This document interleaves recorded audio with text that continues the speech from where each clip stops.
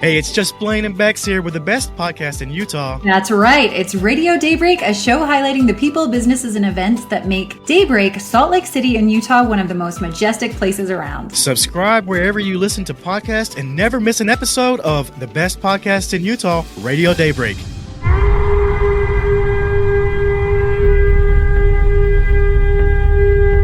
The trumpets have sounded and the end is nigh, but have no fear, your prophet is here.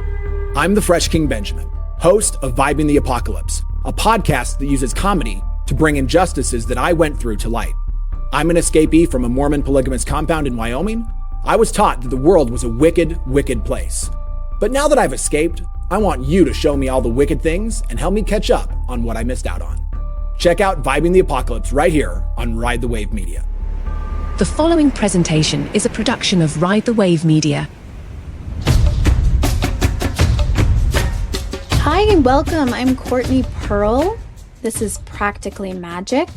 I am a pagan witch, card reader, healer, spiritualist, Celtic priestess, teacher, artist, and mystic seeker. This is my very first episode of Practically Magick, and I am so excited about it. I even recorded this whole episode and had to re-record it because I was too nervous. But honestly, I'm going to be listening to this episode years later, and I'm going to be like, oh, that was just my nervous, sweaty episode. And now I get to move on and do my episodes much better. So if you are listening to this into the future, stick with it. It gets better, or at least I'm planning on it getting better.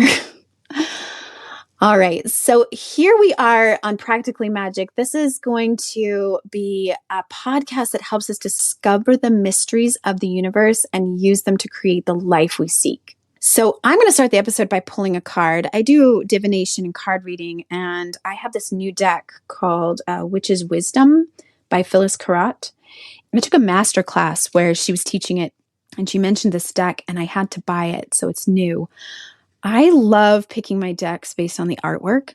So this one has some beautiful artwork and some different symbols than traditional tarot, and it just kind of helps you get in touch with the feeling of the card when you really resonate with the artwork behind it. So if you're looking to pick out a deck, you want to find something that just feels like you.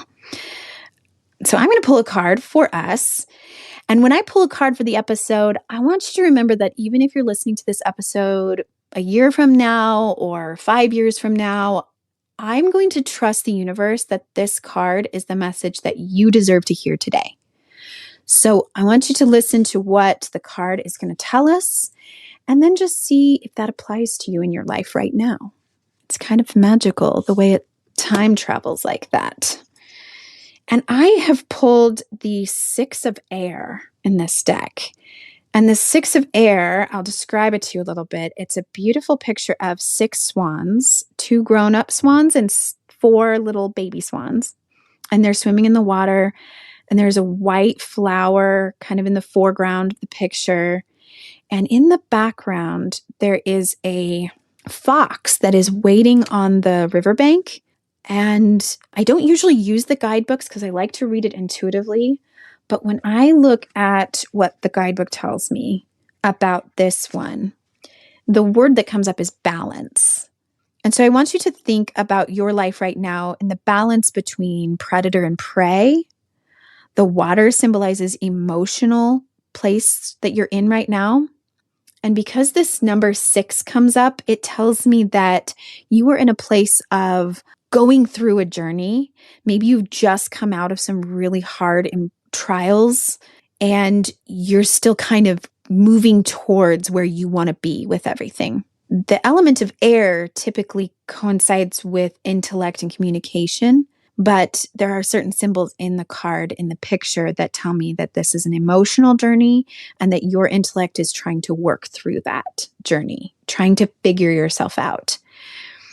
But this balance between the fox and the swans is telling us that what you really need to do is you need to be patient with yourself, that your journey's not over yet, and that if you try to come out of that water too early, like these little baby swans might do, they're going to end up getting caught by the fox. So you have to be patient with yourself and let yourself continue on this journey and grow in order to be ready for the next steps. There's also a lot of like mist and otherworldliness about this picture. A lot of times mist shows up when there's something kind of beyond the veil. In folklore, it represents the other world. So maybe there is something just a little bit magical helping you along in your journey, something a little bit more than just the physical plane of existence that we see and know, right? Well, that is our card for our show today. So I am excited to see how that plays into our episode and what is coming up next for us. All right. On this episode, our first episode, I want to just kind of help define what is real magic. Because if you're looking into magic and you're like, okay, Harry Potter, Game of Thrones, there's kind of a reason why we love fictional fantasy kind of things, because I think all of us have an inner child that loves magic and just really wants magic to be real.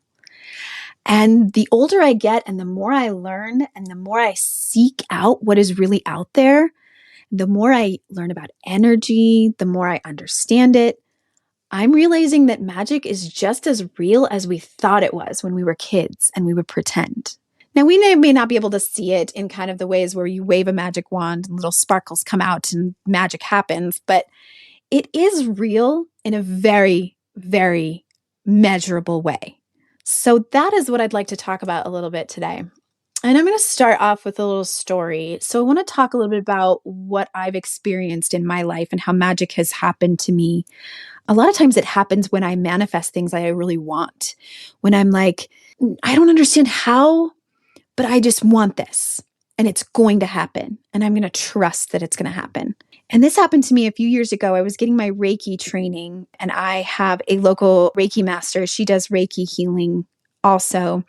And she was kind of telling me about her experience of getting her Reiki training. And she had decided, because she had been going through a hard time, she'd gotten a divorce, and she decided she wanted to go and get her final attunement in Karuna Reiki in England. They were doing a workshop or a class there. And it was really exciting because they were actually going to go and do their final attunement in Stonehenge. And she even had a picture on her website of her in the middle of Stonehenge in the stones. And something about that was so appealing to me. I just thought to myself, yes, I am doing that. I don't know how or when, but I'm going to go and take that same Reiki class and I'll go to England and I'll do it. And, over the years that went on, I don't know if they do those Reiki trainings there in England anymore. But all of a sudden, one day, my aunt, who is also a Reiki practitioner, she's a Reiki healer, she was following a group called the Sisterhood of Avalon, which is kind of a Celtic spiritual group. And she said, they are doing a pilgrimage to the sacred sites of England and Wales. And I really want to go. Do you want to go with me? And I was like, yes, absolutely. I don't know how. I don't have the money for that. I didn't even have a passport. I had never been out of the country, but I was like, yes, I'm going to England. That is absolutely. Also, Avalon, I have always wanted to learn more about Avalon. It has been my childhood dream to be an Avalon priestess. So I wanted to learn more about this Sisterhood of Avalon anyway. And I thought, we can go with this group and see what this is all about. And to this day, I can't even tell you how I figured out how to pay for it. It just sort of happened. I paid for my spot in the pilgrimage and I went. And this happened in August of 2023, just last year. I got to go with my aunt and we went, and I didn't even totally realize this at the time, but there was a special sunrise ceremony planned for us in Stonehenge. And I didn't even really have the space for it, but I packed my drum that I use for healing. My drum is so special to me. She's my best friend, and I had to take her with me. So I put my drum in my suitcase and packed my pajamas inside of it, and I went with my drum just so that I could bring my drum to that ceremony. We did this very special ritual, and we all had to wear black cloaks and hoods, and we did this ceremony, and it was connecting us with our ancestors. It was really powerful and emotional. And then with my drum, I was able to actually drum while walking inside the circle of the stones. And this is not something they let tourists do anymore. By the way, this is like tourists have to walk along a path like outside of the stones, and there's security guards everywhere. And they told us, if you touch the stones, we have to take you out. So we were really careful. But that experience was so powerful to me. I had some very deep spiritual experiences while being there with the circle of stones of Stonehenge. Such power and energy, so ancient and amazing.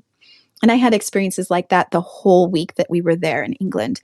And I will talk about that more on future episodes because there's so much. But it turned out that when I went into the museum to learn a little bit more about it, they talked about the stones that are the inner circle of the stones are made of bluestone, and that they believed that the ancient peoples who built Stonehenge used that stone for healing.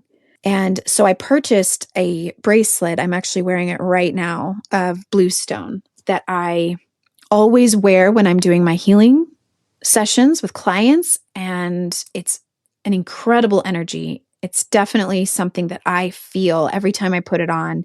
It sends me right back to being in the center of the stones. And I had manifested that years earlier when I said, I'm doing that. So I want to talk about like how that ends up happening. And thought and emotion are powerful vibrations. I'm going to tell you what I tell my students when I teach art lessons and I talk to my students about magic. I say spells are just stories. And you can call them anything that you want. You can call them spells, you can call them prayer, manifestation, placebo effect, mantras, affirmations, energy. It doesn't really matter what you call it because your intention, the energy is going to flow with that intention. That's the communication that God and the universe, that's the language that they use. So if you're putting your intention into something, that is what will make it happen. Now, what I tell my students is, if spells are stories, then you have to be extremely careful about what stories you're telling, especially about yourself. So in the healing work, when I'm working with clients, I am actually working on those stories. We are finding out, what stories are you telling about yourself? Because spells can be spells or they can be curses. And it really depends on you, depends on the stories you're telling. And everything is energy. Everything is vibration. What we want to happen, we need 3 things to create a spell. And I've got this from a fictional novel about witches. So it might seem like, oh, that's fiction, but all fiction has its reality too. So I want to move forward with this idea that spells need 3 things: the words, the will, and the way. If you have those 3 things aligned, you can make anything happen for yourself. The magic of the universe creates what we ask of it. So let's use an example like wealth. If I wanted something like I wanted to be more wealthy, you can start with the words. And I always start with this phrase: wouldn't it be lovely if? Because if you say that or write that using those words, it puts you into a space of like, I'm not expecting it, but what would it feel like and be like if this were true? So starting out with, wouldn't it be lovely if I was making this much money and I had a lot of extra money and I had all my needs met and I had more money than I knew what to do with, and just living in that space, understanding what that feels like. It can also sound like affirmations. So in this case, it might be like, I deserve abundance. Most of us know what affirmations are because they're very popular in the healing world. And a lot of people will print off affirmations to use or put them on their bathroom mirror to say every morning. And we'll talk more about that as we dive deeper into these concepts. But you can even have some fun with it. If you're really creating spells, you can look up spells or you can make up your own. Bubble, bubble, toil and trouble. I want money, so send me double. That could be your words. So the first is words. The second is the will. And this is connected to a lot of the work that I do with clients in the emotional and energy healing world. Because it's not enough just to say it. It really needs to be felt. It needs to be believed. You need to be able to raise your body's vibrational frequency to resonate with it. Because when your body's frequency matches the thing you're trying to attract, it becomes like a magnetic force that drives that thing to you. That's essentially the law of attraction. Sometimes our body is working on these contradictory beliefs that we have had. Like if our body was a computer, we might have downloaded lots of systems into our body, into our brain that we don't even realize. Because most of our brain's neurological pathways have been created since we were 8 years old. Our brain is all mapped. And we created those maps based on what we wanted to happen, and we're trying to make our lives work. The problem with those systems is that sometimes they don't actually work. They're just the only thing we know how to do. So sometimes we can say, I really want to be wealthy, but if there's some subconscious beliefs working against us that might be sabotaging that, and those subconscious beliefs are going to be something like, I don't actually deserve this money, or I have to earn it, or how am I going to earn this money? You don't want to get tripped up is the how. So moving into the way, if you were creating the way, so we have the words, the will, and the way, this is not the actual how you're going to get the money or how you're going to get what you want. This is creating a ritual of some kind that gives you that same feeling that the words and the will in living in it and believing that it's coming. And this is where it can be really fun with spells, because your ritual can be so many cool things. You basically get to create your own rituals. It's kind of like when you were a kid and you used to just go out and make like mud potions with like sticks and flowers and whatever you could find outside. And you'd put it in a bowl and you'd mix it up and you'd say, look, I made a potion. It's kind of like that. You get to play with it. You get to have fun with it. So it can be certain herbs and things that resonate with money and abundance and wealth. It can be crystals, but none of these kinds of things hold any magic unless you put the intention into it. So for people who are like, I got to have my crystals and I got to have my herbs, they are great. And they really do a lot of helping us change our vibrational frequencies, but only if we believe it, only if we set that intention. So one of my favorite fun things to do is to use the color green if it has to do with money, because we kind of associate that with money and abundance. The color red also. So if you lit a green candle, or if you maybe draw a picture of money and you placed it under a glass of water and you left it there for a certain amount of time, and then you drink the water. And as you're drinking the water, you're imagining like all the wealth that you're drinking in and you're going to attract to yourself. And these are just some examples. Again, in future episodes, I'm going to dive further into these spells and how to actually create them, how to create a ritual. And yeah, we're going to do a lot of really awesome things with that. So if I'm not making any sense to you now, don't worry, there is so much yet to come. I'm going to do a full episode on each one of these.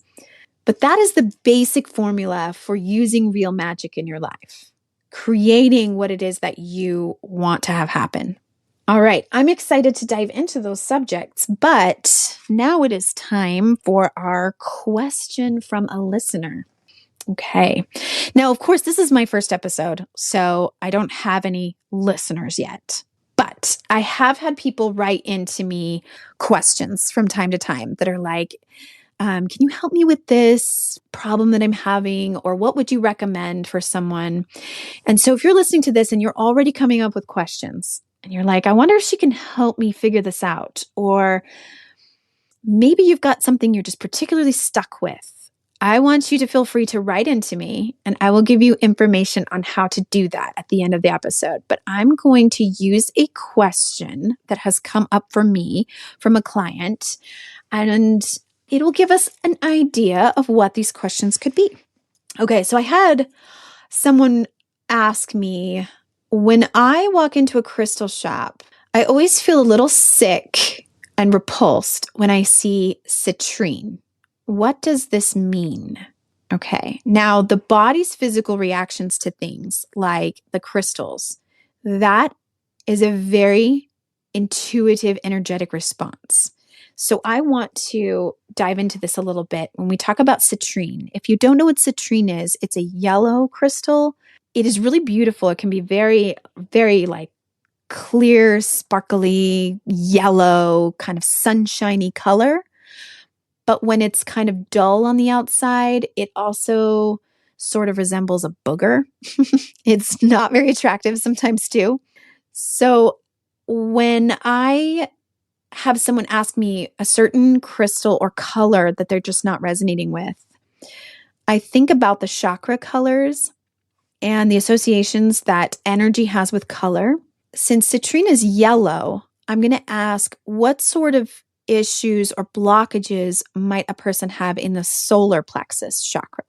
And if you're listening and you're able to, I want you to just find your belly button with your hand. You have your belly button and then you go up from your belly button just a little bit right above the belly button. This is the area of the body where the solar plexus chakra is. And it is the center of the body. It is the power center. So it associates with your personal self-worth, your self-esteem, your feeling strong and capable. And if there's blocks in that chakra, the energy flowing through your body will not be able to feel strong and capable. You'll feel weak. You might even start to have stomach issues because it can affect the body in that way. So what I would say, if you walk into a crystal shop and there's a particular crystal like that, citrine, that you were like, ugh, it just makes me feel sick, or I feel super nauseous, or I just have to get away from it, then I would say there might be some personal work that needs to be done in that part of the body, and with feelings like feeling helpless, feeling worthless, feeling like your worth is connected to what you can do, your productivity, what you can get done. And I do a session called chakra balancing with my drumming, and it's part of what I do in a Reiki session, but it's just a 30-minute session where I will actually go through and drum each of the chakras as we do releasing any blockages that are connected to them. And then we get to replace them, and we make sure that your chakras are all balanced and flowing. So that might be a good place to start to work on that. And I have an experience with this because I had an aversion to the color orange for a long time. Things like orange juice or anything orange, I was just extremely like, ugh. And I actually loved the taste of orange juice. I just didn't like the color orange for many, many years. And orange is associated with the sacral chakra, which is your reproductive organs located right below the belly button. Now, it's no surprise there that I had sacral chakra issues with my healing journey that I had to work on. Codependency patterns, absorbing other people's emotions, learning to accept pleasure, and then physically finding out when I was very young that I was infertile and had infertility issues. So no surprise I had sacral chakra issues. But as I went through my healing journey and as I worked particularly hard on those issues, I started to notice that I started to love orange. It wasn't repulsive anymore or like just not my favorite color. Suddenly it looked to me like a beautiful sunset or like a juicy, delicious orange. And that was really appealing to me. So it's really cool to see the associations between how we feel and our thoughts and feelings about the colors we're seeing.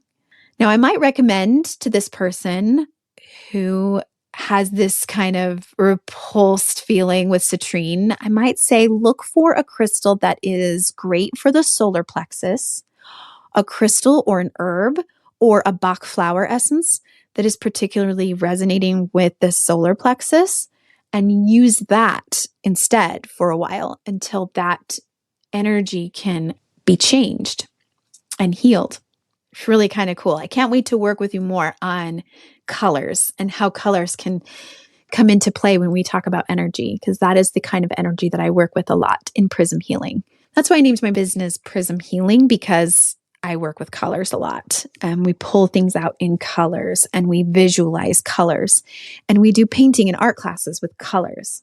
Speaking of that, Next week on our episode, we're going to talk a little bit more about the words. When we're talking about spells and creating spells, we're going to really focus on the words and do a whole episode just on that.